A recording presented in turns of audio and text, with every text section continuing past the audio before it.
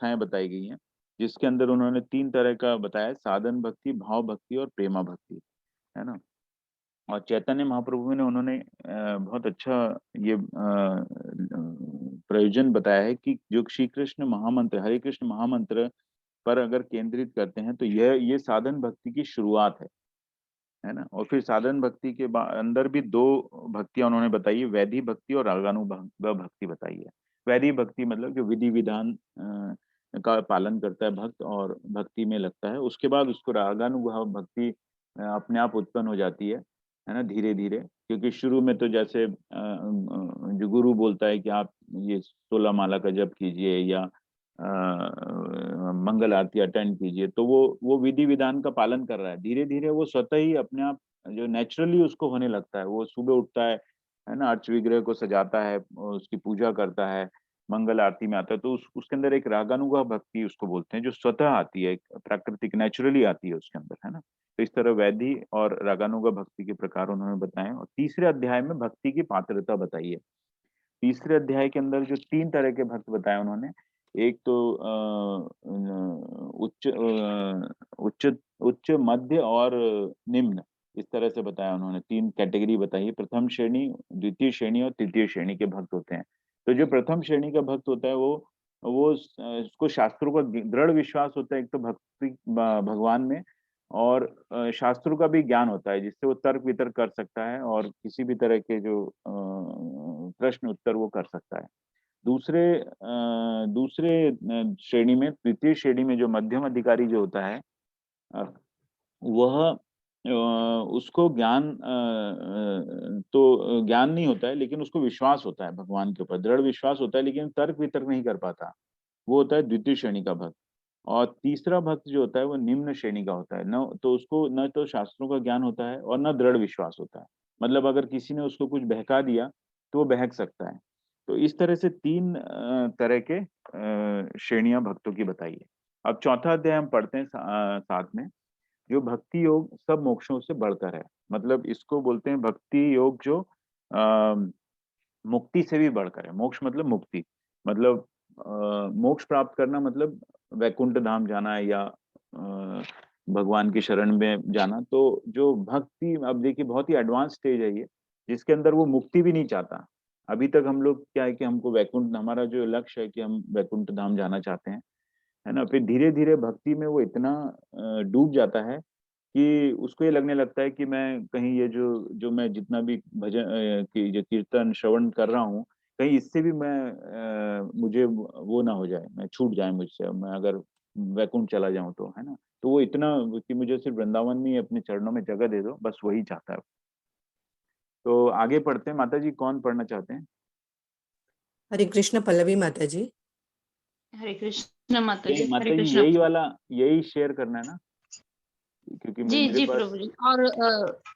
और प्रभु जी कैसा करते थे कि 2-4 पैराग्राफ जितने भी हो गए वो फिर एक्सप्लेन करते थे। आपको प्रभु जी जहाँ भी रोकना हो आप बोल दीजिए, हम रुक जाएंगे हाँ, पढ़ने। वैसे तो ये इसके अंदर बहुत ही अच्छा जो है श्रीमद् भागवत के जो सब ले रखे हैं, और जो प्रभुपाद ने बहुत अच्छे से इसको ऑलरेडी समझाया हुआ है, तो हम लोग इसको पढ़ के समझने की कोशिश करते हैं, है ना। और जहाँ जरूरी लगेगा वहां पर चर्चा कर लेंगे। जी। श्री प्रभुपाद द्वारा श्री प्रभुपाद जी की जय। भक्त का भगवान की भक्ति में कितना अनुराग होता है, यह आदिराज महाराज पृथ्वी के वाक्य से समझ जा सकता है।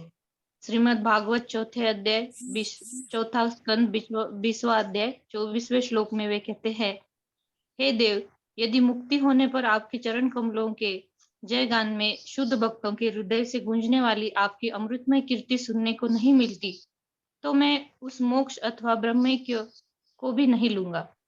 मेरी तो बस निरंतर यही प्रार्थना है कि आप मुझे असंख्य जिह्वा और कान प्रदान कीजिए, जिससे मैं सर्वदा आपकी दिव्य कीर्ति का श्रवण कीर्तन करता हुआ परमानंद में निमग्न रहूं। निर्विशेषवादी भगवान में लीन हो जाना चाहते हैं। वे नहीं जानते कि अपनी निजी स्वरूप बनाए रखे बिना जीव भगवत कीर्ति का श्रवण कीर्तन नहीं कर सकता। उन्हें भगवान के दिव्य विग्रह का कुछ भी बोध नहीं होता, इसीलिए भगवान की दिव्य लीला का श्रवण कीर्तन वे नहीं कर सकते। भाव यह है कि मुक्ति से ऊपर उठे बिना भगवत कीर्ति का आस्वादन अथवा दिव्य भगवत विग्रह के तत्वों का ज्ञान नहीं हो सकता। श्रीमद् भागवत 5वां अध्याय 5वां स्कंद 14 अध्याय 44 श्लोक में ही एक अन्य सदृश वाक्य है। सुखदेव गोस्वामी राजा परीक्षित से कह रहे हैं, भक्त प्रवर राजा भरत श्री कृष्ण के चरणारविंद की सेवा में इतने अतिशय अनुरक्त थे कि उन्होंने बड़ी सुगमता से पृथ्वी पर अपने शासन तथा पुत्र, समाज, मित्र, राज ऐश्वर्य और सुंदर स्त्री के मोह को त्याग दिया।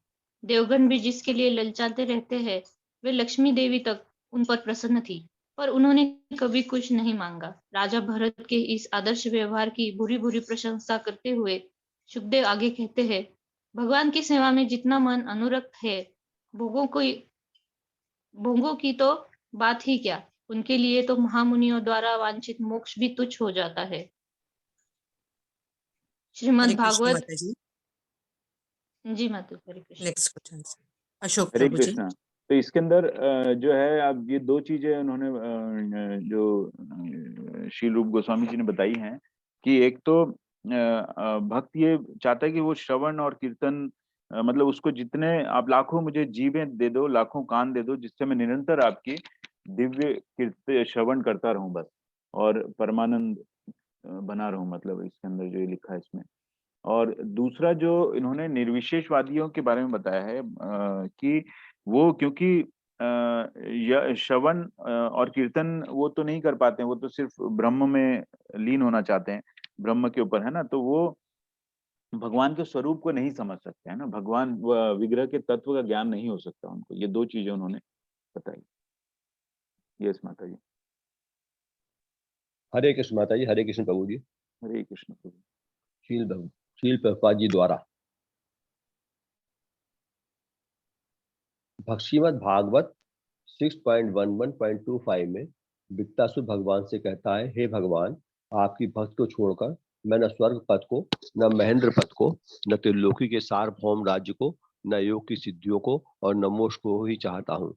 मुझे तो बस आपके शाश्वत संग और प्रेम सेवा की इच्छा है। इस वाक्य की पुष्टि करते हुए भगवान शिव सती से श्रीमद् भागवत 6.17.28 में कहते हैं, हे साध्वी, नारायण भक्त किसी से नहीं डरते। स्वर्ग हो, मोक्ष हो या नरक, उनके लिए सब समान है। भगवान नारायण के चरण कमलों में शरणागत हो जाने मात्र से उनके लिए प्राकृत जगत की सभी परिस्थितियां एक जैसी हो जाती हैं। श्रीमद् भागवत 6.18.74 में इंद्र अपनी माता अदिति का संबोधन करते हुए कहते हैं, हे माता, निष्काम भाव से केवल भगवान की भक्ति करने वाले भक्तजन ही वास्तव में अपने स्वार्थ को जानते हैं। ऐसे पुरुष वास्तव में स्वार्थ कुशल है और जीवन की संसिद्धि की ओर उन्नति करने में परम दक्ष माने जाते हैं। महाराज प्रहलाद 7.6.25 का वचन है, हे दैत्य मित्रों, भगवान के प्रसन्न होने पर संसार में क्या दुर्लभ रह सकता है। यदि भगवान तुष्ट हो जाए तो तुम्हारे हृदय के संपूर्ण मनोरथ निस्संदेह सिद्ध हो जाएंगे। इसलिए त्रिगुणमयी प्रकृति द्वारा अपने आप सिद्ध होने वाले सकाम कर्मों से क्या लाभ। निरंतर भगवत कीर्ति का गान करते हुए उनकी चरण माधुरी का आस्वादन करने वाले के लिए मोक्ष से भी क्या लाभ। प्रहलाद महाराज के इस वाक्य से स्पष्ट है कि जो भगवान की दिव्य कीर्ति के श्रवण कीर्तन में सुख का अनुभव करता है, वो सब प्रकार के प्राकृत सुखों, पूर्ण कर्मों, यज्ञों और मोक्ष तक का उल्लंघन कर चुका है। इसी भांति 7वें स्कंद के अध्याय 8 श्लोक 42 में भगवान नृसिंह की स्तुति करते हुए इंद्र कहते हैं, हे परम पुरुष, ये दैत्य यज्ञों में हमारे भाग का अपहरण करना चाहते हैं, परंतु नृसिंह रूप से प्रकट होकर आपने महाभय से हमारा त्राण कर दिया है। वास्तव में हमारा यज्ञ भाव आपसे ही है, क्योंकि आप संपूर्ण यज्ञों के परम भोक्ता हैं। आप जीव मात्र के अंतर्यामी, सबके यथार्थ स्वामी है। हमारे हृदय बहुत समय से इस दैत्य हिरण्यकश्यप के भय से आक्रांत थे, परंतु आप हम पर इतने कृपाशील है कि इसे मारकर आपने हमारे हृदयों से भय को भगा दिया है और हमें अवसर दिया है कि हम आपको अपने हृदय में फिर अविराजित कर सके। आपकी दिव्य प्रेममयी सेवा के परायण भक्तों के लिए वे सब ऐश्वर्य तृणमूल है जिनका दैत्यों ने हमसे अपहरण किया था। भक्त तो मोक्ष की भी चिंता नहीं करते, फिर इन प्राकृत ऐश्वर्यों का क्या कहना। वास्तव में यज्ञ के भोक्ता हम नहीं है। हे नाथ, हमारा तो बस यही कर्तव्य है कि सदा आपकी सेवा में लगे रहें, क्योंकि आप ही सबके भोक्ता है। इंद्र के इस बात। हरे कृष्ण माता जी। हरे कृष्ण माता जी। हरे कृष्ण प्रभु जी। धन्यवाद, बहुत बहुत धन्यवाद। तो इसके अंदर जो है कि भक्त ये अलग अलग एग्जाम्पल्स दिए हैं प्रहलाद महाराज का और नरसिंह देव का और वक्रासुर का। तो इसमें यही है कि भक्त भक्त जो है सिर्फ वो भगवान का मतलब वो उसको मोक्ष भी नहीं चाहिए, स्वर्ग भी नहीं चाहिए और कुछ भी नहीं चाहिए, सिर्फ उसको श्रवण कीर्तन करना मिल जाए उसको, बस वही चाहता है वो। आगे बढ़ते हैं। हरे कृष्णा गोपाल झा प्रभु जी। हरे कृष्णा माता जी, हरे कृष्णा प्रभु जी, दंडवत प्रणाम। हरे कृष्ण प्रभु। ये इंद्र के पास से पढ़ना है ना प्रभु जी? हाँ हाँ, यस। इंद्र के इस वाक्य का यह तात्पर्य है कि ब्रह्मा से लेकर तुच्छ चींटी तक कोई भी जीव प्राकृतिक ईश्वर का भोग करने के लिए नहीं है।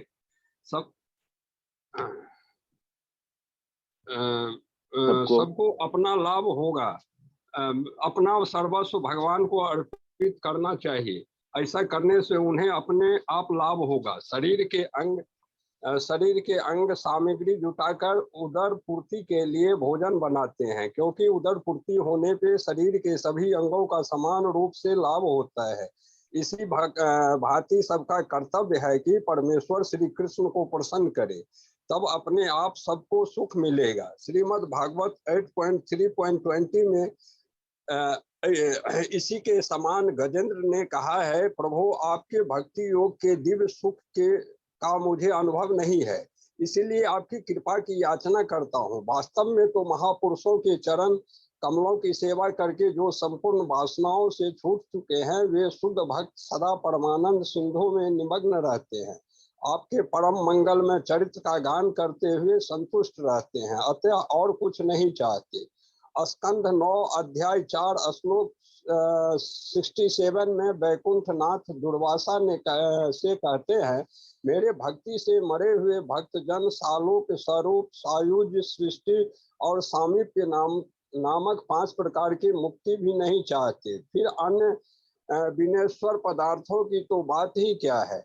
भगवान के 10वें स्कंद अध्याय 16 श्लोक 37 में नाग पत्नियां प्रार्थना करती है, हे गोविंद आपके चरण सरोज की रज बड़ी अद्भुत है, जिससे भगवान को यह सुलभ हो जाती है, वह ना स्वर्ग पद को, ना सर्वभौम राज को, ना योग सिद्धि और ना मोक्ष को ही चाहता है। आपकी चरण रज का अनुरागी अन्य किसी भी सिद्धि की इच्छा नहीं करता।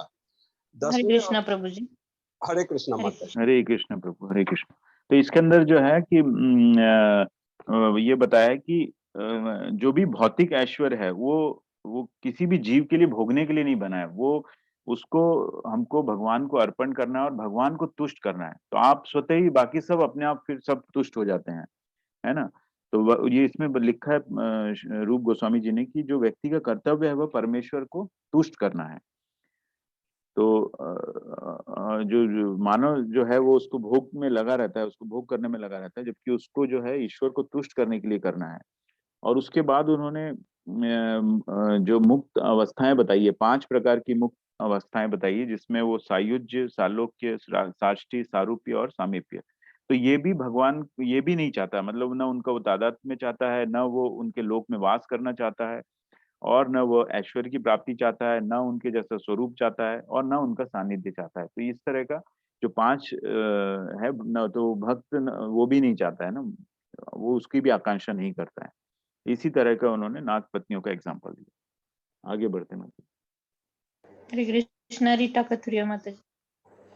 हरे कृष्णा माता जी, हरे कृष्णा प्रभु जी। हरे कृष्ण माता जी। भागवत के 10वें स्कंद, यहीं से पढ़ना ना माता जी? जी। यस। भागवत के 10वें स्कंद अध्याय 16 श्लोक 37 में नाग पत्नियां प्रार्थना करती हैं, हे गोविंद आपके चरण सरोज की रज बड़ी अद्भुत है। जिस भाग्यवान को यह सुलभ हो जाती है, वह ना स्वर्ग पद को, ना सार्वभौम राज्य को, ना योग सिद्धि और ना ही मोक्ष को चाहता है। आपकी चरण रज का अनुरागी अन्य किसी भी सिद्धि की इच्छा नहीं करता। 10वें स्कंद अध्याय 87 श्लोक 21 में मूर्तिमान वेद श्रुतियां कहती हैं, भगवान आत्मज्ञान को जानना बड़ा कठिन है, हमें इसका बोध कराने के लिए आप अपने स्वयं रूप में प्रकट हुए हैं। इसी के लिए गृह सुख को त्याग कर परमहंस आचार्यों का सत्संग करने वाले भक्त अपनी भक्ति रूप अमृत के महासागर में निमग्न रहकर मुक्ति की कामना नहीं करते। इस श्लोक को समझने के लिए यह जानना आवश्यक है कि आत्मज्ञान आत्मा और परमात्मा दोनों के ज्ञान का वाचक है। जीवात्मा और परमात्मा दिव्य गुणों में एक हैं, इसलिए दोनों को ब्रह्म कहा जाता है। परंतु ब्रह्म का ज्ञान बड़ा दुर्गेय है। कितने ही दार्शनिक आत्म तत्व को समझने का प्रयास करते हैं, पर अधिक उन्नति नहीं कर पाते। भगवत गीता से प्रमाणित है कि करोड़ों मनुष्यों में से कोई एक आत्म तत्व की जिज्ञासा करता है और बहुत से जिज्ञासुओं में से कोई एक ही भगवान को तत्व से जानता है। श्लोक का तात्पर्य हुआ कि आत्म तत्व बड़ा कठिन है, इसलिए श्री भगवान स्वयं आदि रूप में प्रकट होकर अर्जुन जैसे पार्षदों को प्रत्यक्ष रूप से उपदेश करते हैं, जिससे जन साधारण इस आत्म विद्या का लाभ उठा सकें। इस श्लोक में से यह भी स्पष्ट है कि मुक्ति का अर्थ सब प्राकृत सुखों को पूर्ण रूप से त्याग देना है। निर्विशेषवादी भव बंधन की मुक्ति से ही संतुष्ट हो जाते हैं। भक्त मुक्ति लाभ तो करते ही हैं, साथ साथ भगवान श्री कृष्ण के अद्भुत चरित्र के स्वर्ण कीर्तन के दिव्य आनंद का भी रसास्वादन करते हैं। हरे भागवत कृष्णा माता जी, हरे हरे कृष्णा। कृष्ण हरे कृष्णा हरे कृष्ण। तो इसमें ये जो ये बताया है जो ब्रह्म ये तत्व के बारे में, मतलब जो करोड़ों मनुष्यों में कोई एक ही आत्म तत्व की जिज्ञासा करता है और बहुत से जिज्ञासु में भी कोई एक ही भगवान तत्व को जानता है। मतलब कितने करोड़ों लोग हैं। उसके बाद अभी आप देखिए कि मैं देखता हूँ कि जो 18 दिन की भगवत गीता होती है उसके अंदर पहले दिन जो है मैंने 500 तक लोगों को देखा। एक क्लास की बात कर रहा हूँ मैं। 500 लोग ज्वाइन करते हैं। उसके बाद 18वें अध्याय तक आते आते वो 125 150 मैक्सिमम 200 लोग रह जाते हैं। तो 300 कहाँ चले जाते हैं ना। तो ये भगवत कृपा होती है कि आप इतने टाइम से जुड़े हुए हैं। आज देखिए 57 लोग हैं आज हम लोग बैठ के और भक्ति के बारे में जानना चाह रहे हैं, भक्ति के। तो ये कृपा है एक्चुअली, भगवत कृपा है आपके ऊपर कि आप ये चीज सुन पा रहे हैं और आपको इसके अंदर इंटरेस्ट आ रहा है ना। तो ये हर किसी को इसके ये कृपा होती नहीं है।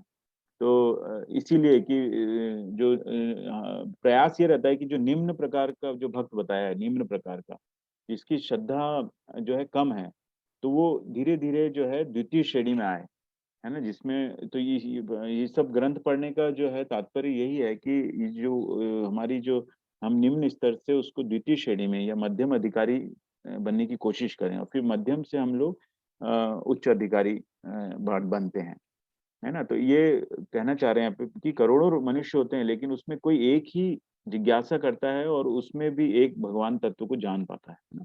तो ये एक भगवत कृपा है कि हम लोग इसको सुन पा रहे हैं। यस माता जी। हरे कृष्णा सरिता तानपुरे माता जी।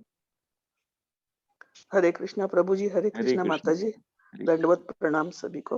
भागवत 11.20.34 में श्री कृष्ण उद्धव से कहते हैं, हे उद्धव, पूर्ण रूप से मेरी सेवा के आश्रित हुए भक्तजन भक्ति योग में इतने दृढ़ अनन्य रहते हैं कि अन्य अभिलाषाओं का उनमें बिल्कुल अभाव हो जाता है। मेरे द्वारा दिए जाने पर 4 प्रकार के मोक्ष को भी वो नहीं देते, फिर प्राकृत जगत की किसी वस्तु का क्या कहना है। अन्यत्र 11.14.14 भी श्री कृष्ण का कथन है कि हे उद्धव, मेरे चिंतन और लीला में अर्पित मन बुद्धि वाला ब्रह्म पद, इंद्र पद, सार्वभौम आधिपत्य, योग सिद्धि अथवा मुक्ति तक की इच्छा नहीं रखता। श्रीमद् भागवत 12.10.6 में शिवजी पार्वती से कहते, देवी, ये महान महर्षि मार्कंडेय भगवान के अनन्य श्रद्धा भक्ति को प्राप्त हो गए हैं, इसलिए अब कुछ भी नहीं चाहते, यहाँ तक कि संसार की मुक्ति भी नहीं। पद्म पुराण के कार्तिक महात्म्य में भी इस सिद्धांत का समर्थन है। इस समय वृंदावन में भगवान श्री कृष्ण के दामोदर रूप की उपासना करने का विधान है। दामोदर रूप श्री कृष्ण की उस बाल लीला का द्योतक है जब वे माता यशोदा द्वारा बांधे गए थे। दाम अर्थात बंधन। श्री कृष्ण के चांचल्य से रुष्ट होकर यशोदा मैया ने उन्हें रस्सी से बांधा था, इसलिए वे दामोदर कहलाए। कार्तिक में भगवान दामोदर से निवेदन करते हैं, हे प्रभु, वरों के स्वामी ब्रह्मा और शिव आदि देवता, हिरण्यकशिपु, रावण जैसे आप अपने भक्तों को बहुत बहुत से वर दिया करते थे, परंतु ब्रह्मा शिव भी आपके वरों पर आश्रित थे। यही कारण है कि श्री कृष्ण को वरों का स्वामी कहा गया है। वे भक्तों को कुछ भी वर दे सकते हैं, पर भक्तों की प्रार्थना है, मुझे किसी भी प्राकृत सुख की मुक्ति की इच्छा नहीं है, बस इतना ही वर दीजिए कि आपका यह दामोदर रूप सदा मेरे हृदय में बसा रहे। आपके इस मधुर मनोहर रूप के अतिरिक्त मेरा चित्त और कुछ नहीं चाहता। इस प्रार्थना के अगले श्लोक में कहा है, हे दामोदर, एक समय नंद महाराज के प्रांगण में चंचल क्रीड़ा करते हुए आपने दही का भांड फोड़ डाला था। उस पर यशोदा मैया ने आपको रस्सी से उखल से बांध दिया। अब तब आपने नंद जी के आंगन में यमलार्जुन के रूप में खड़े नलकुंवर और मणिग्रीव का उद्धार करके अपनी भक्ति के अधिकारी बनाया। कृपामयी लीला करके मुझे भी अपने भक्ति प्रदान कीजिए, मुझे मुक्ति के आग्रह नहीं है। हरे कृष्णा। हरे कृष्णा माता जी। हरे कृष्ण। हरे तो इसमें बहुत सारे इतने सारे एग्जाम्पल दिए हैं कि जिसमें जो भक्त है वो सिर्फ मतलब भगवान की भक्ति करना चाहता है, वो ना उसे मोक्ष चाहिए, ना उसे कहीं भगवान का साथ चाहिए, ना कुछ चाहिए, सिर्फ वो भक्ति करता रहे, कृष्ण श्रवण और कीर्तन करता रहे। और उसके बाद ये यशोदा माता का एग्जाम्पल दिया है, जिसमें दामोदर जो लीला के बारे में बताया है। तो जो यशोदा माता थी, मतलब वो उनको ऐसा अवसर मिला कि वो भगवान के बाल रूप में उनका साथ मिला उनको। और मतलब वो, आप देखिए, वो क्रीड़ा कर रहे हैं कि वो मतलब माता बांधना चाह रही हैं और वो बांधने नहीं दे रहे हैं, है ना। उसके बाद फिर फाइनली वो बांधती हैं, और उसके साथ ही, इस लीला के साथ ही, जो इनके नलकुंवर और मणिग्रीव का उद्धार होता है ना। तो कितना कितना सुंदर जो है ये है कि यशोदा माता की भक्ति का मतलब कितना वो होगा कि उनको इस तरह का उनका साथ मिला, कि उनके बाल रूप में उनको साथ रहने का मौका मिला, है ना। और वो ये नहीं पता उनको ये वो भगवान है ना। नहीं तो वो इस तरह का लीला हो ही नहीं पाती। आगे बढ़ते हैं। हरे कृष्णा शकुंतला पवार माता जी। हरे कृष्णा माता जी। हरे कृष्णा प्रभु जी। हरे देवताओं के कोषाध्यक्ष कुबेर के दोनों पुत्र अपने पिता के ऐश्वर्य मद में मत्त हो रहे थे। एक समय वे किसी दिव्य लोक में नग्न अप्सराओं के साथ विलास मग्न थे। तभी महामुनि नारद मार्ग से जा रहे थे। उन्हें कुबेर पुत्रों के अभद्र व्यवहार पर हार्दिक दुख हुआ। नारद जी को जाते देखकर अप्सराओं ने तो वस्त्र धारण कर लिए, परंतु मदप कुबेर पुत्रों को लज्जा नहीं आई। उनके व्यवहार से क्रुद्ध होकर नारद जी ने शाप दिया, तुम दोनों सर्वथा निर्लज्ज हो रहे हो, इसलिए कुबेर पुत्र होने के स्थान पर वृक्ष बन जाओ। यह सुनने पर दोनों को चेतना हुई और नारद जी से क्षमा मांगने लगे। तब नारद ने कहा, तुम अर्जुन के वृक्ष बनकर नंद महाराज के आंगन में खड़े रहोगे। नंद महाराज के पुत्र रूप में जब श्री कृष्ण प्रकट होंगे तब तुम्हारा उद्धार होगा। प्रकारांतर से नारद का शाप कुबेर पुत्रों के लिए वरदान सिद्ध हुआ, क्योंकि इससे उन्हें पूर्व सूचना मिल गई कि उन पर श्री कृष्ण का अनुग्रह होगा। उसके बाद दोनों कुबेर पुत्र नंद जी के घर में यमलार्जुन के रूप में खड़े रहे। कालांतर में नारद की वाणी सत्य करने के भगवान दामोदर ने उखल से पेड़ों को गिराकर उनका उद्धार किया। नलकुबर और मणिग्रीव अब तक महाभागवत बन गए थे। गिरे वृक्षों से निकलकर उन्होंने भगवान दामोदर की अभ्यर्थना की।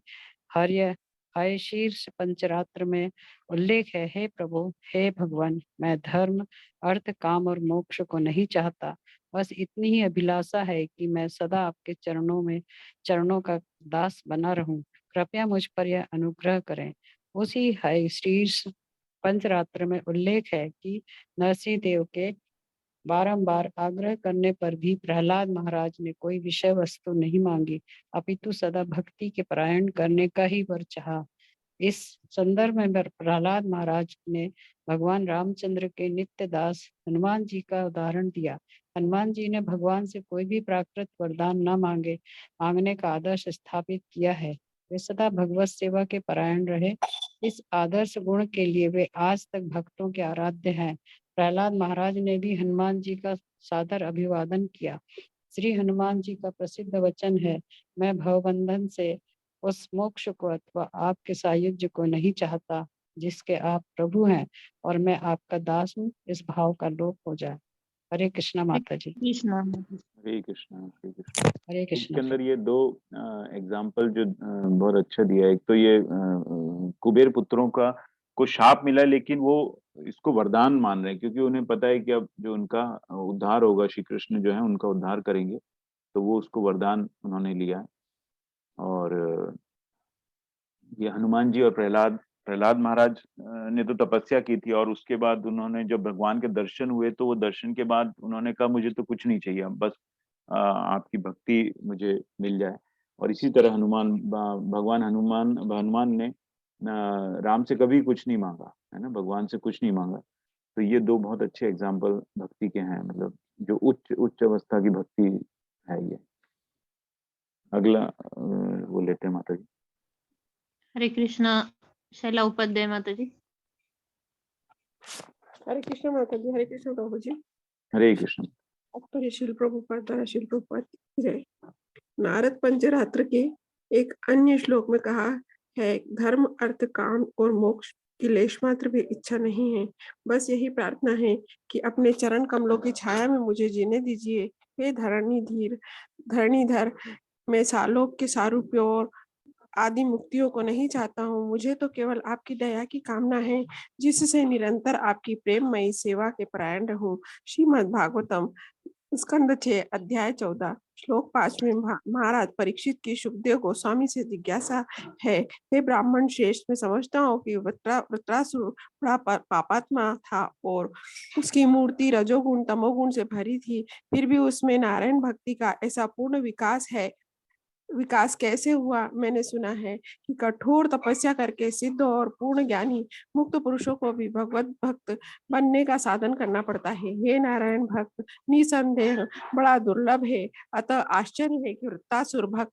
जैसे बन गया। उपरोक्त श्लोक में सबसे महत्वपूर्ण यह जानना है कि निर्विशेष ब्रह्म में लीन हुए असंख्य मुक्त पुरुषों में भी नारायण भक्त मिलना बहुत दुर्लभ है। करोड़ों मुक्तों में कोई एक भाग्यवान ही भक्त होता है। श्रीमद् भागवत स्कंद 1 अध्याय 8 श्लोक 20 में श्री कृष्ण को विदा करते हुए महारानी कुंती प्रार्थना करती है कि प्रभु, बड़े बड़े विद्वान और परमहंस भी आपकी अगाध महिमा को पार नहीं पा सकते, अब अमल आत्मा मुनि भी आपको जान नहीं सकते, तो मुझ स्त्री के लिए आपकी कीर्ति को जानना कैसे संभव होगा? मैं आपको कैसे जान सकती हूँ? इस श्लोक से स्पष्ट है कि मुक्त पुरुष भगवान को नहीं जान सकते, पर कुंती जैसे दीन भक्त उन्हें जान सकते। स्त्रियां पुरुषों से अल्पज्ञ होती हैं, परंतु कुंती देवी तो भगवान श्री कृष्ण की महिमा अनुभव हुई है।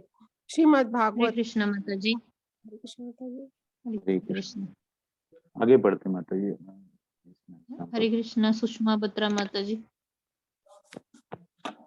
हरे कृष्ण माता जी। हरे कृष्ण प्रभु जी। हरे कृष्ण माता जी। प्रभुपाद जी के द्वारा श्रीमद् भागवत में ही 1:7-10 एक महत्वपूर्ण श्लोक है, जिसे आत्मा राम श्लोक कहा जाता है। इस श्लोक में कहा गया है कि भौतिक कल्मश से पूर्णतया मुक्त लोग भी भगवान कृष्ण के दिव्य गुणों से आकृष्ट हो जाते हैं।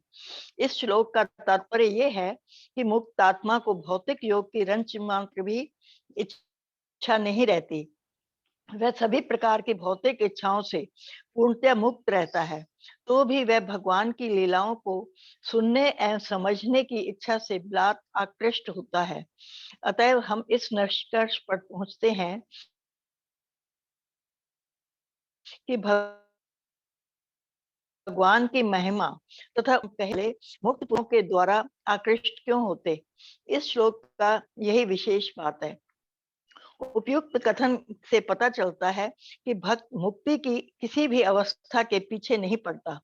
मुक्ति की 5 अवस्थाएं हैं जिनकी विवेचना पहले से की जा चुकी है। भगवान के तदात्म्य सायुज्य, भगवान के ही लोक में वास सालोक्य, और भगवान जैसा स्वरूप प्राप्त करना सारूप्य, भगवान जैसा ऐश्वर्य प्राप्त करना साष्टी, और भगवान का निरंतर सानिध्य प्राप्त करना सामीप्य। मुक्ति की इन 5 अवस्थाओं में से भगवान से तदात्म्य अर्थात सायुज्य किसी स्थिति में भक्त को स्वीकार नहीं।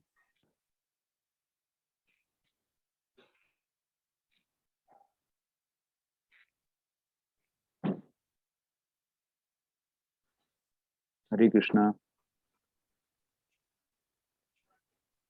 माता जी आवाज नहीं आ रही है कृष्ण आपकी। के प्रति स्नेह भी उत्पन्न कर आकाश में गोलोक वृंदावन में भेजे जा सकते हैं। दूसरे शब्दों में, जो लोग वैकुंठ लोक में जा चुके हैं और जिन्हें 4 प्रकार की मुक्तियां प्राप्त हैं, वे भी कभी कभी कृष्ण के प्रति स्नेह विकसित कर सकते हैं और कृष्ण लोक को भेज दिए जा सकते हैं। 4 प्रकार की इन मुक्त अवस्थाओं को प्राप्त मनुष्यों को भी जीवन की विभिन्न अवस्थाओं से होकर गुजरना पड़ सकता है। प्रारंभ में उन्हें कृष्ण के ऐश्वर्य की इच्छा हो सकती है, किंतु प्रौढ़ावस्था में कृष्ण के प्रति उनका सुप्त प्रेम, जो वृंदावन में प्रकट होता है, उनके हृदयों में प्रमुख बन जाता है। फलतः शुद्ध भक्त सायुज्य मुक्ति कभी भी स्वीकार नहीं करते, भले ही कभी कभी वे अन्य 4 मुक्त अवस्थाओं को अनुकूल क्यों न मान ले। भगवान के विभिन्न प्रकार के भक्तों में से जो भक्त कृष्ण के मूल रूप अर्थात वृंदावन विहारी के प्रति आकृष्ट होता है, वह अग्रणी अर्थात प्रथम श्रेणी का भक्त माना जाता है। ऐसा भक्त न तो वैकुंठ के ऐश्वर्य से, न ही कृष्ण की राजधानी द्वारका के ऐश्वर्य से आकृष्ट होता है। श्री रूप गोस्वामी इस निष्कर्ष पर पहुंचते हैं कि गोकुल या वृंदावन में भगवान की लीलाओं द्वारा आकृष्ट होने वाले भक्तगण सर्वश्रेष्ठ हैं। भगवान की कृष्ण किसी माता जी। विशेष हरे कृष्ण हरे माता जी, कृष्ण। हरे धन्यवाद कृष्ण माता जी। हरे कृष्ण प्रभु जी, हरे धन्यवाद। कृष्ण। धन्यवाद माता जी। तो इसके अंदर जो है मतलब उसको भक्त को जो है कुछ नहीं चाहिए। वृंदावन और इसकी जो महिमा वृंदावन और गोकुल का बताया, क्योंकि भगवान ने यहाँ पे लीला की थी, तो भक्त चाहता है कि मुझे बस यहीं पे स्थान मिल जाए भगवान के श्री चरणों में, और वो जिंदगी भर उनकी भक्ति करता रहे।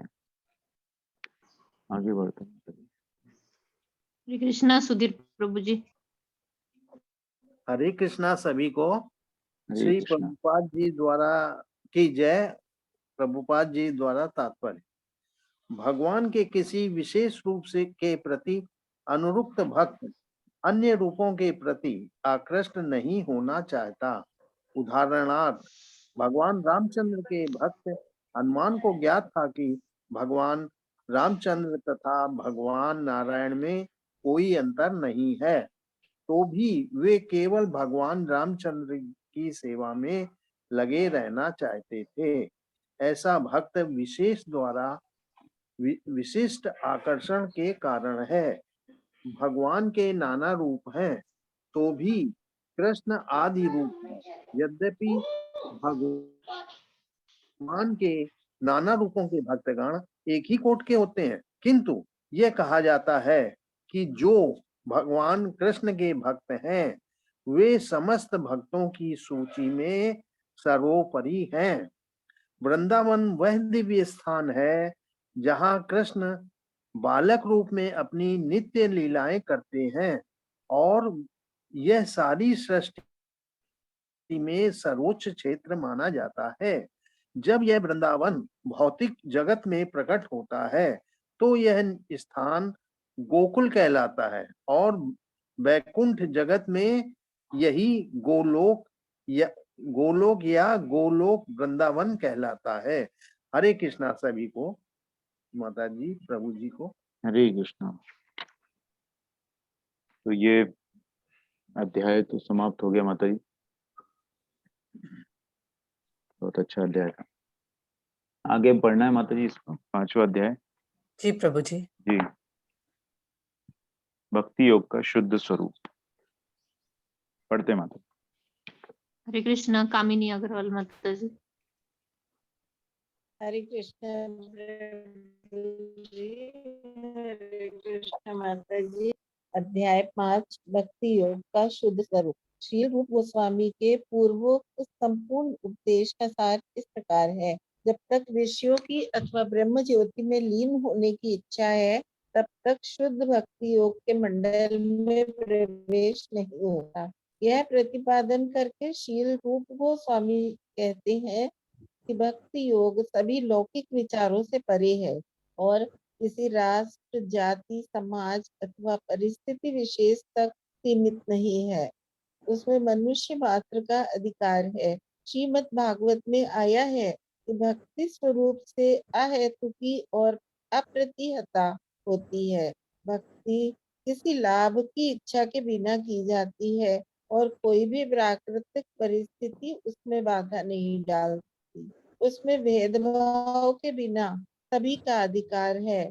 वह तो जीव का स्वरूप धर्म ही है। मध्य काल में भगवान चैतन्य महाप्रभु के महान पार्षद श्री नित्यानंद प्रभु के तिरोधान के बाद पंडितों का एक वर्ग अपने को नित्यानंद वंशी गोस्वामी जाति कहने लगा।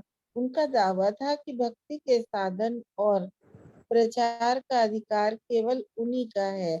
इस प्रकार कुछ समय तक उनका ये मिथ्या एकाधिकार चलता रहा, किंतु गौड़ीय वैष्णव संप्रदाय के महान आचार्य श्री भक्ति सिद्धांत सरस्वती ठाकुर ने पहले बड़ा गंभीर संघर्ष हुआ, पर अंत में वे सफल रहे और अब ये ठीक ठीक वास्तव में सिद्ध हो गया है कि भक्ति का अधिकार किसी जाति विशेष तक सीमित नहीं है। इसके अतिरिक्त भक्ति परायण व्यक्ति ब्राह्मण के पद को अपने आप प्राप्त हो जाता है। इस प्रकार भक्ति आंदोलन के लिए श्री शील भक्ति सिद्धांत सरस्वती ठाकुर का संघर्ष सफल रहा है। हरे कृष्ण माता जी। हरे कृष्ण माता जी। तो ये इसमें किसी एक उसका अधिकार नहीं कि मतलब किसी देश, वर्ग, समाज या परिस्थिति विशेष का तक सीमित नहीं है। जो कृष्ण भावनामृत आंदोलन, जैसा कि जो प्रभुपाद का जो मिशन है कि ये किसी भी राष्ट्र, जाति, समाज अथवा परिस्थिति विशेष तक सीमित नहीं है ना। वो सिर्फ उस पे जो अधिकार है वो मनुष्य मात्र का अधिकार है। और ये सब सर्वोच्च अवस्था है जो कृष्ण कॉन्शियसनेस जिसको हम बोलते हैं, कृष्ण भावनामृत, है ना। तो ये इसके ऊपर किसी पर्टिकुलर समाज और कंट्री का अधिकार नहीं है, ऐसा यहाँ बताया रूप गोस्वामी जी ने।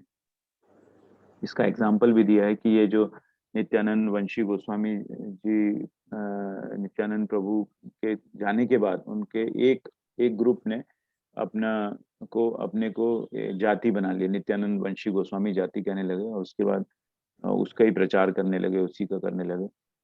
तो कुछ समय तक ये चलता रहा, लेकिन बाद में वो टूट गया, है ना। उसके बाद शील भक्ति सिद्धांत सरस्वती ठाकुर ने जो वैष्णव संप्रदाय की स्थापना की और वो आज तक चल रहा है ना। तो ये जो कृष्ण भावनामृत पे कोई एक किसी का अधिकार नहीं है, ये यहाँ पर बताया गया है।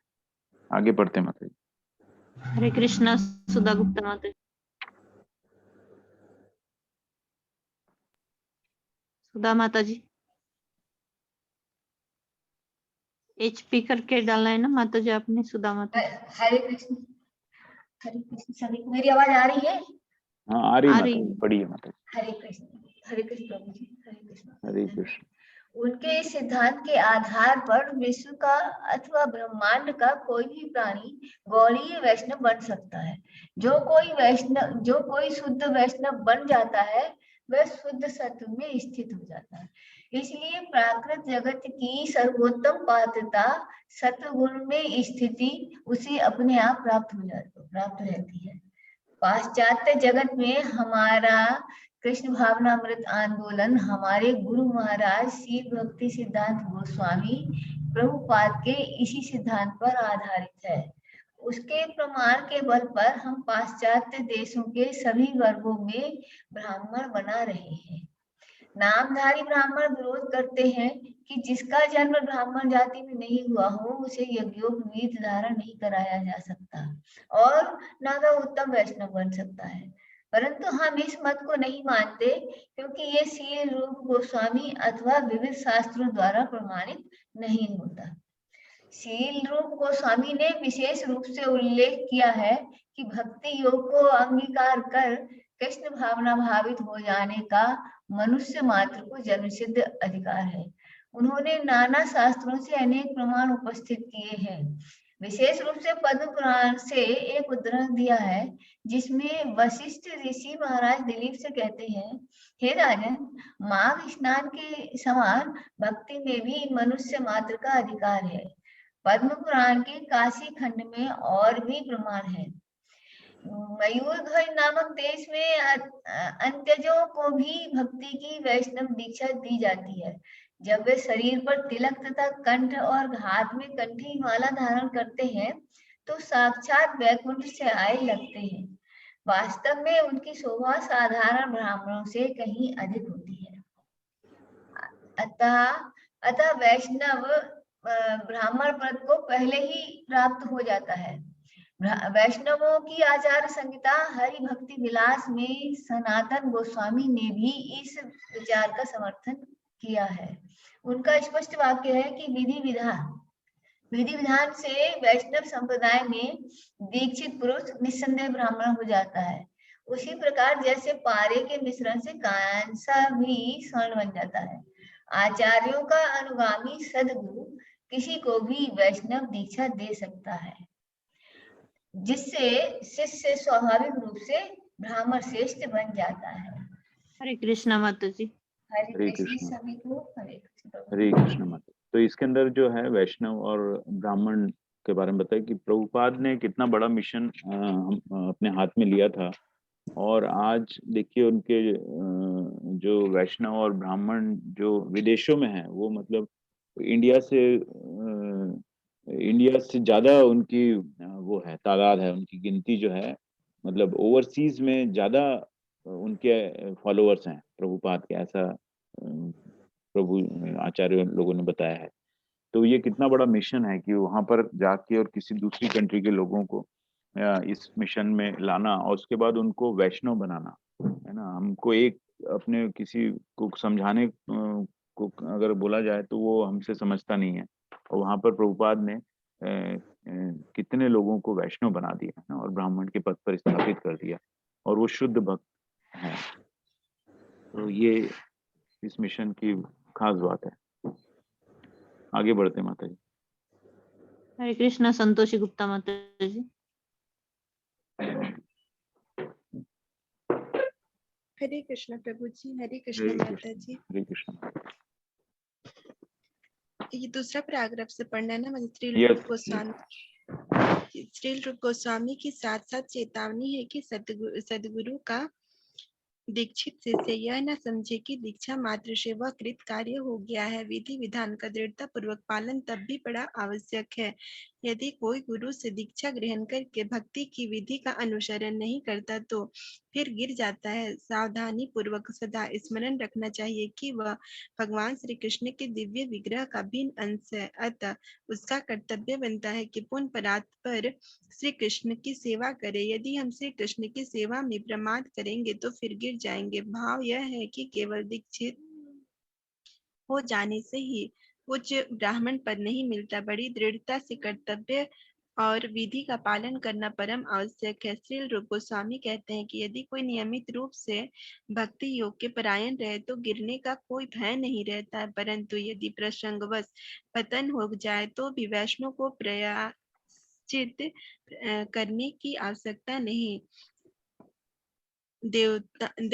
देवात भक्ति सिद्धांत से गिर कर निषेध आचरण कर बैठने पर भी शुद्धि के लिए प्रयासित करना कर्तव्य नहीं है। भक्ति के विधि विधान का पालन करने से ही अपनी स्थिति पर फिर प्राप्त हो जाती है। यह वैष्णव शास्त्रों का रहस्य है। वस्तुतः अध्यात्म चेतना के 3 मार्ग हैं, कर्म, ज्ञान और भक्ति। भक्ति योग का कर्म कांड अथवा मनोधर्म में ज्ञान से कोई प्रयोजन नहीं। कहा जा चुका है कि शुद्ध भक्ति में ज्ञान कर्म का लेश भी नहीं रहता, वह उनसे सर्वथा शुद्ध होती है।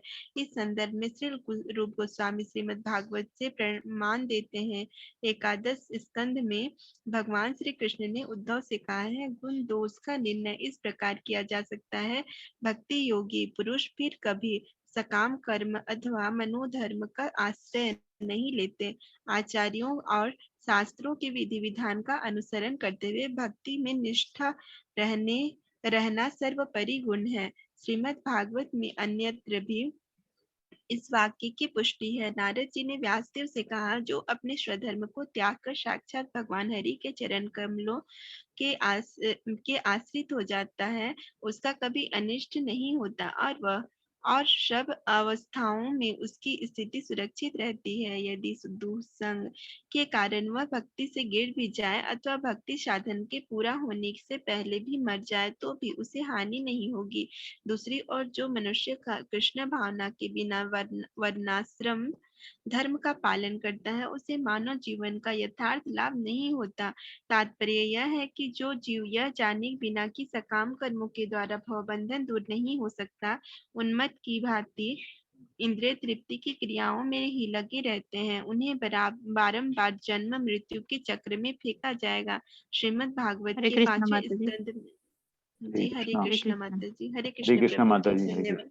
इसके अंदर एक ये बहुत अच्छा बताया है कि भाव यह है कि केवल दीक्षित हो जाने से ही उच्च ब्राह्मण पद नहीं मिलता, बड़ी दृढ़ता से कर्तव्य और विधि का पालन करना परम आवश्यक है। कई बार मैंने देखा है कि कई माता जी प्रभु जी बोलते हैं कि हम दीक्षा कैसे ले सकते हैं या दीक्षा का क्या वो है। तो दीक्षा जो है, दीक्षा यहाँ पर उन्होंने बताया है कि सिर्फ दीक्षित हो जाना ही सब कुछ नहीं है ना, तो वो एक इनिशिएशन होता है। जैसे इस्कॉन के अंदर एक जो प्रक्रिया है दीक्षा की, है ना, कई लोगों को तो खैर पता नहीं है, मुझे लगता है कि शायद उनके साथ वो इन्फॉर्मेशन शेयर नहीं हुई है। तो उसके अंदर सबसे पहले तो वो फॉर्म एक आपका श्रद्धावान का फॉर्म भरता है, जिसके अंदर आप एक माला का आप जाप अगर कर रहे हैं तो आप श्रद्धावान के अधिकारी हो जाते हैं, और वो श्रद्धावान का फॉर्म भर के आप अपने शिक्षा गुरु को देते हैं। और उसके बाद फिर आप 6 महीने साल भर भक्ति में रहते हैं। उसके बाद आप आश्रय, प्रभुपाद आश्रय का एक फॉर्म होता है ना, वो भर के आप अपने शिक्षा गुरु को देते हैं। और उसके बाद उसके साथ ही एक आईडीसी एग्जाम होता है, ये काफी शायद लोगों ने दिया भी है इस पर, और वो सर्टिफिकेट बहुत इंपॉर्टेंट होता है दीक्षित होने के लिए, है ना। तो वो फॉर्म, आश्रय का फॉर्म देते हैं तो 1 साल तक आप को ऑब्जर्व किया जाता है, ऑब्जर्वेशन में रहते हैं, और उसके बाद वो सर्टिफिकेट लगता है जब आप दीक्षित होने जाते हैं। और उसके बाद एक इंटरव्यू होता है, जो आचार्य हैं वो इंटरव्यू लेते हैं आपका, है ना। तो वो देखना चाहते हैं कि आप कितना सीरियस हैं, कि सिर्फ आपको दीक्षा लेना है या कंठी माला डालना है या तिलक लगाना है, उसके लिए तो कहीं दीक्षा नहीं ले रहे हैं, है ना। तो ये एक प्रोसेस है। तो इस प्रोसेस से ना जो 1.5 से 2 साल के अंदर आप जो है आपका जो विश्वास पता चलता है कि, है ना, और जो बड़ी दृढ़ता से कर्तव्य और विधि विधान का पालन करना परम आवश्यक है। तो ये चीज वो देखते हैं। तो सिर्फ दीक्षित हो जाना है जो है ये इससे आप ब्राह्मण हो गए ऐसा नहीं है ना। तो सीरियसली इसको फॉलो करना पड़ता है, और यही जो संघ के अंदर जो गाइडलाइंस दी हुई हैं, आप आईडीसी का कोर्स करिए, जो अभी कोर्स होने वाला है, सेकंड बैच। तो उसके अंदर माता जी अगर किसी के पास लिंक होगा तो आप शेयर कीजिए ग्रुप में, तो वो उस बैच को ज्वाइन करें और वो समझें कि ये इस्कॉन डिसाइपल कोर्स क्या है ना, और उसके अंदर कितनी इंफॉर्मेशन आपके लिए जरूरी है, जानना जरूरी है दीक्षा लेने के पहले, है ना। वहां से आपका जो है फर्स्ट इनिशिएशन के लिए स्टेप शुरू होता है, और फिर जब आप दीक्षित होते हैं तो दैट इज आपका फर्स्ट इनिशिएशन होता है, तो आपको दीक्षित बोलते हैं। तब आगे बढ़ते हैं माता जी। हरे कृष्णा रेणु अग्रवाल माता जी। हरे कृष्णा माता जी, हरे कृष्णा प्रभु जी, हरे कृष्णा। श्रील प्रभुपाद की जय। श्रीमद् भागवत के 5वें स्कंद में भगवान ऋषभ देव का पुत्रों का उपदेश है। सकाम कर्मी जन्म मृत्यु के बंधन में ही फंसे रहते हैं। जब तक उनमें भगवान वासुदेव के लिए प्रेम भाव का उदय नहीं होता, तब तक इस दृढ़ बंधन से नहीं छूट सकते। अस्तु, जो मनुष्य बड़ी गंभीरता से अपने वर्णाश्रम धर्म का अनुसरण तो करता है, परंतु भगवान वासुदेव से प्रेम नहीं करता, वह अपना मनुष्य जीवन व्यर्थ गंवाता है। श्रीमद् भागवत में इसकी पुष्टि करते हुए भगवान श्री कृष्ण उद्धव से कहते हैं, हे उद्धव, जो पुरुष अन्य सब कर्तव्यों को त्याग कर पूर्ण रूप से शरणागत हुआ, मेरा आश्रित हो जाता है और मेरे आज्ञा पालन करता है, वह सर्वश्रेष्ठ है। इस भगवत वचन से स्पष्ट है कि दातव्य, नैतिक, परहितवादी, राजनीतिक और समाज कल्याण क्रियाओं में रुचि वाले मनुष्य प्राकृत जगत की दृष्टि में उत्तम हो सकते हैं। श्रीमद् भागवत जैसे प्रामाणिक वैदिक शास्त्रों के अनुसार तो जो पुरुष भक्ति योग से युक्त होकर केवल कृष्ण भावना भावित कर्म करता है, वह इन सब से कहीं उत्तम है। यही सिद्धांत अन्यत्र और अधिक दृढ़ता पूर्वक स्थापित किया गया है। करभाजन मुनि राजा निमि को संबोधित करते हैं, हे राजन, जो अपने वर्णाश्रम धर्म को त्याग कर सर्व भाव से भगवान मुकुंद के चरण कमलों के शरणागत हो जाता है, वह ना तो किसी का ऋणी रहता है और ना ऋषि, पितर, जीव समुदाय, परिवार अथवा समाज के प्रति उसका कोई भी कर्तव्य शेष रहता है। पापों से मुक्ति के लिए उसे पंच यज्ञों में से कोई प्रयोजन नहीं। केवल भक्ति करने से वह कृतकृत्य हो जाता है। इस संसार में जन्म लेते ही मनुष्य बहुत से प्राणियों का ऋणी हो जाता है। वह ऋषियों का ऋणी है क्योंकि उनके ग्रंथों से लाभ उठाता है। उदाहरण के लिए हम सब व्यास प्रणीत ग्रंथों से लाभान्वित होते हैं। व्यास देव ने संपूर्ण वेदों का संकलन किया। उनसे पूर्व शिष्यगण वैदिक मंत्रों को श्रौत परंपरा से सुनकर कंठ कर लेते थे। उस समय पठन नहीं था, परंतु कलयुग में लोगों की स्मरण शक्ति मंद हो जाती है। वे गुरु के संपूर्ण उपदेश की स्मृति नहीं रख सकते। अतः व्यासदेव ने वेदों को लिखित रूप देने की सोची। इसी प्रेरणा से उन्होंने वैदिक ज्ञान ग्रंथों के रूप में पुराण, वेदांत सूत्र, महाभारत तथा श्रीमद् भागवत की रचना की। शंकराचार्य जी माता जी, थैंक यू माता जी। हरे कृष्ण। हरे कृष्णा, हरे कृष्ण। तो ये एक तो इसमें उन्होंने बताया कि वर्णाश्रम धर्म को त्याग कर, और मतलब ये काफी कठिन है कि त्याग कर और आप फिर